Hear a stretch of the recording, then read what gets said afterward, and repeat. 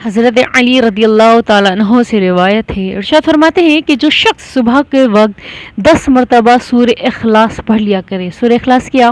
कुल हुवल्लाहु अहद अल्लाहुस समद लम यलिद वलम यूलद वलम यकुल लहू कुफुवन अहद।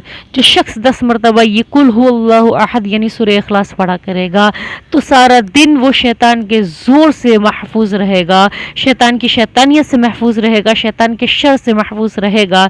तो आप लोग रोज़ाना सुबह उठ के 10 मरतबा सूरह इखलास पढ़ लिया करें। इंशाअल्लाह ताला गुनाहों से क्या रहेंगे? महफूज रहेंगे।